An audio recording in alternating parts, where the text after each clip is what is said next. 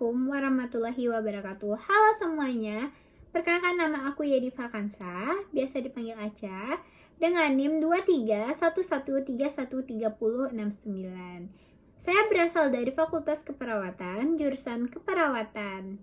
Kali ini aku mau bikin video dari mata kuliah Kewarganegaraan kelas 6. Nah, di video kali ini kita akan membahas dengan tema video yaitu ujaran kebencian di media sosial.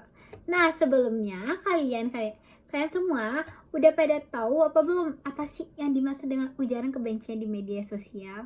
Ujaran kebencian adalah segala bentuk komunikasi baik berupa teks, gambar, video, ataupun simbol yang bertujuan untuk menghina, merendahkan, mendiskriminasi, atau memprovokasi kebencian terhadap individu atau kelompok berdasarkan karakteristik tertentu. Biasanya ujaran ini menyasar identitas seperti agama, suku, ras, gender, orientasi seksual, atau pandangan politik. Ujaran kebencian ini tidak hanya mencederai perasaan korban, tetapi juga memicu konflik sosial dan memecahkan persatuan.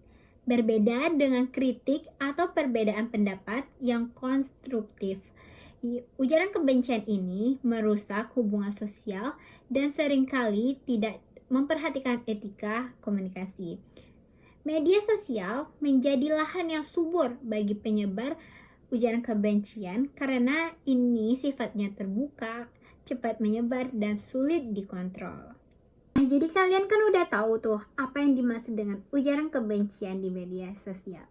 Nah, selanjutnya kita akan wawancara teman kita dan kita mendengarkan pendapat mereka apa sih yang dimaksud dengan ujaran kebencian di media sosial. Tonton sampai selesai. Izin sebelumnya Bapak, maaf saya melakukan interview kepada teman saya melalui via online karena saya lagi kedapatan musibah yaitu nenek saya meninggal. Terima kasih Bapak. Assalamualaikum Mas. Waalaikumsalam Aca. Oke, kayaknya kita mulai aja ya buat mempersingkat waktu. Terus masih perkenalannya sebutin nama, jurusan sama asal universitas ya. Oke Aca, Assalamualaikum warahmatullahi wabarakatuh. Perkenalkan nama saya Miss Yolanda dari jurusan Kebidanan dari kampus Setza Saintika. Universitas Setza Saintika. Oke. Mas, kalau boleh tahu sekarang kegiatannya apa aja sih? Kegiatan itu sekarang sibuk kuliah sih, Ca. Oh, lagi sibuk-sibuk kuliah ya. Udah mulai UTS atau belum? Udah mau UTS sih, Ca. Jadi lagi persiapan UTS juga ya? Benar. Oke. Kayaknya kita langsung ke pertanyaan yang pertama aja ya. Oke Aca. Yaitu menurut Messi, ujaran kebencian di media sosial itu kayak mana sih? Menurut Messi, ujaran kebencian di media sosial adalah segala bentuk komunikasi yang mengandung unsur kebencian, penghinaan, diskriminasi, atau ancaman terhadap individu atau kelompok yang berdasarkan karakteristik tertentu. Contohnya bisa berupa komentar, unggahan, atau pesan yang mengandung unsur.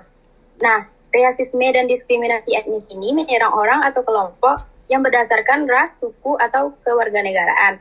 Contohnya, dasar orang X yang pemalas dan bodoh. Sara yaitu suku, agama, ras, dan antar golongan yang menghina agama atau keyakinan orang lain. Contohnya, pengikut agama itu semuanya fanatik dan tidak masuk akal. Penyerangan ini berdasarkan jenis kelamin atau orientasi seksual. Contohnya, perempuan yang nggak cocok jadi pemimpin. Kerjanya cuma baper atau orang yang seperti mereka nggak pantas hidup di masyarakat. Bullying dan body shaming juga menghina fisik, mental, atau kondisi sosial seseorang. Contohnya dasar gendut, pantas saja gak laku-laku, penyebaran kebencian terhadap profesi atau kelompok tertentu. Nah, contoh ini bisa semua polisi atau korup dan nggak bisa dipercaya. Provokasi untuk kekerasan, ucapan yang mengajak atau memprovokasi orang lain yang melakukan kekerasan atau tindakan ekstrem. Contohnya, hajar saja semua yang nggak sependapat dengan kita. Seperti itu, Ca. Oh, gitu ya. Kalau saya boleh tahu, Messi pernah nggak sih dapat salah satu perilaku ujaran kebencian itu? Kalau menurut Messi belum ada sih Ca kalau untuk di media sosial. Berarti di kehidupan nyata ada. Kalau itu juga sih Ca, soalnya kita kan nggak tahu omongan orang di belakang kita ya. Jadi kalau ada Messi mah bodo amat. Misalnya Bodo amat ya kalau Ca. ada nih orang yang langsung ke depan Messi kayak ngomong di samping Messi hadap-hadapan duduknya. Dia ngehina Messi, terus respon Messi kayak mana sih? Bicara baik-baik terus beritahu ke dia apa yang tidak dia suka dari Messi gitu. Nah, selanjutnya pertanyaannya yaitu, kan kita sering nih ngeliat banyak banget komentar negatif dan penghinaan di media sosial. Terus pasti itu berpengaruh kan buat komunikasi dan berinteraksi di lingkungan kita sekitar. Terus bagaimana sih tanggapan Messi terkait hal itu?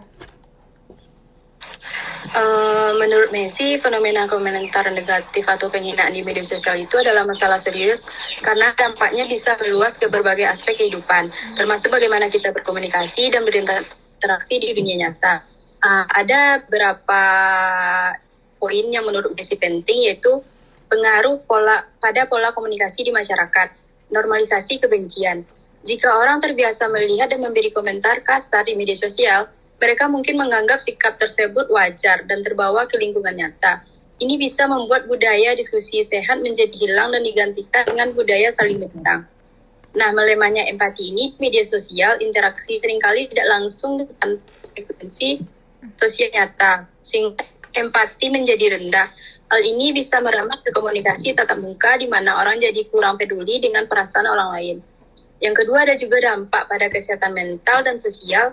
Rasa tidak aman dan tidak nyaman, banyak orang menjadi ragu untuk menyampaikan atau berinteraksi di ruang publik karena takut diserang atau dihakimi.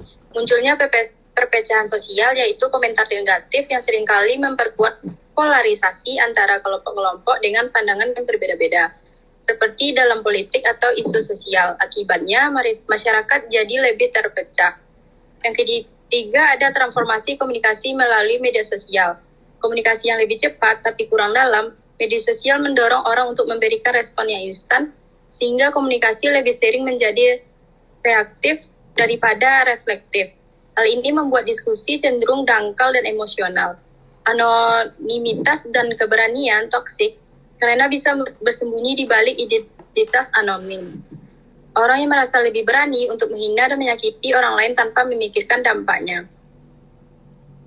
Yang keempat, ada apa yang bisa kita lakukan, yaitu membangun literasi digital. Penting bagi kita untuk belajar memahami etika komunikasi di dunia digital dan membedakan antara kritik konstruktif dan ujaran kebencian. Berlatih komunikasi empatik. Sebisa mungkin kita mulai berlatih untuk berkomentar dengan menghargai perspektif orang lain dan menahan diri untuk tidak ikut larut dalam arus negatif. Bijak memilih konten dan komunitas yang di lingkungan di media sosial berpengaruh besar pada perilaku kita. Pilihlah komunitas dan platform yang positif serta mendukung diskusi sehat. Seperti itu, Ca. Nah, kan kalau di media sosial itu artis atau selebgram itu kan kadang-kadang banyak juga ya yang berkomentar negatif kepada mereka. Terus kalau seandainya Messi yang di posisi selebgram atau artis itu Messi mendapatkan komentar yang negatif, respon Messi kayak mana sih? Menurut Messi mungkin kita tidak bisa mengontrol orang lain untuk berkomentar di media sosial ya, Ca. Tapi mungkin yang bisa kita lakukan, kita biarkan saja, bodo amat, karena mungkin kita tidak bisa melihat seseorang untuk menyukai kita sepenuhnya. Pertanyaan terakhir dari ini, harapan Messi terhadap hal-hal yang kayak gini kayak mana? Terus kalau pendapat Messi juga, Apa sih yang harus dilakukan pemerintah maupun individu dalam menyikapi hal-hal yang kayak gini? Kalau menurut Messi harapannya mungkin komunikasi di media sosial itu bisa menjadi lebih sehat, beretika dan produktif, Cak. Media sosial sebenarnya punya potensi yang besar untuk memperkuat relasi dan membangun wawasan, tetapi juga tidak dikelola dengan baik bijak justru akan memicu konflik sosial.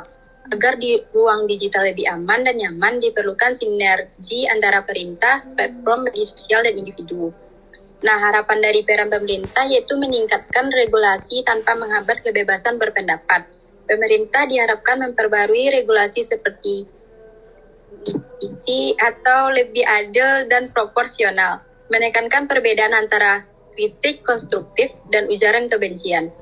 Selain menindak pelanggar, fokus juga pada pencegahan melalui edukasi masyarakat tentang etika digital. Kampanye literasi digital secara masif, pemerintahan juga bisa menggandeng sekolah, kampus, komunitas, dan organisasi non-pemerintah untuk mengadakan pelatihan literasi digital, tujuannya agar masyarakat lebih bijak dalam berkomunikasi di ruang digital. Kampanye ini tidak hanya untuk anak muda, tetapi juga untuk orang dewasa agar mereka memahami dampak kata-kata dan cara menjaga sikap di media sosial. Kolaborasi dengan platform media sosial, pemerintah perlu bekerja sama dengan platform seperti Instagram, Facebook, dan Twitter untuk mempermudah pelaporan konten negatif serta memperketat moderasi konten. Sistem moderasi ini harus memastikan bahwa ujaran kebencian tidak dibiarkan berkembang, namun kritik dan opini tetap diberi ruang. Peran dan tanggung jawab individu membangun kesadaran diri. Setiap individu perlu sadar bahwa apa yang mereka tulis di media sosial bisa berdampak pada orang lain. Nah, berpikir 2 kali sebelum memposting atau berkomentar adalah langkah kecil namun penting. Cobalah untuk menyampaikan pendapat dengan cara konstruktif dan tidak menyerang pribadi atau kelompok tertentu. Bisa menjadi contoh positif, jadilah bagian dari solusi dengan menyebarkan pesan-pesan yang positif dan ikut mendukung diskusi sehat di media sosial. Responlah ujaran kebencian dengan lebih bijak atau dengan memberikan edukasi tanpa balas menghina. Nah, bijak dalam berinteraksi ketika menemukan konten negatif atau provokatif, hindari untuk terlibat dalam perdebatan yang tidak produktif. Lapor konten yang melanggar aturan dan fokus pada percakapan yang lebih bermakna. Selain itu, penting juga untuk mendukung teman atau keluarga yang menjadi korban komentar negatif dengan memberikan dukungan yang emosional, Cak. Wow, luar biasa sekali ya pertanyaannya. Jawaban Messi, ya Allah. Oke, Cak. Semoga bisa menjadi inspirasi buat teman-teman kita yang di luar sana ya. Biar nggak banyak lagi yang dihujat. Bahkan ada kan yang sampai bunuh diri karena dihujat-hujat gitu ya kan. Nah, itu, Cak. Thank you ya Messi atas jawabannya sangat impresif sekali. Oke, nah kayaknya pertanyaan aja cukup sampai di sana. Makasih ya Messi, kalau ada maaf juga kalau ada kurangnya gitu. Tidak apa-apa, Cak. Pertanyaan Aca ini sangat bermanfaat, Cak. Karena di media sosial itu emang dampaknya buruk kalau tidak sesuai dengan realitanya, Cak. Masya Kalau komen. Allah. Oh. Oke, thanks ya Messi atas jawabannya. Oke. Sama-sama. Jadi kan kita tadi udah mendengar nih pendapat dari teman kita. Selanjutnya aku bakal menyimpulkan dari pendapat mereka tadi. Yang pertama itu kasus kritik, diskriminasi, dan komentar negatif di media sosial mencerminkan fenomena yang semakin meluas dan kompleks dalam interaksi di sosial era digital sekarang ini. Ujaran kebencian ini berfungsi sebagai cerminan dari berbagai masalah sosial yang ada seperti intoleransi prasangka dan kurangnya empati kita. Selanjutnya, komentar negatif sering kita jumpai seperti penghinaan secara langsung, stereotip negatif, atau ajakan kekerasan, penyebaran hoax, serta body shaming. Menunjukkan betapa mudahnya individu atau kelompok mengekspresikan kebencian mereka terhadap orang lain tanpa memperhatikan dampaknya. Sekian dari hasil tugas video saya. Kalau ada salah, mohon dimaafkan. Terima kasih sudah menonton.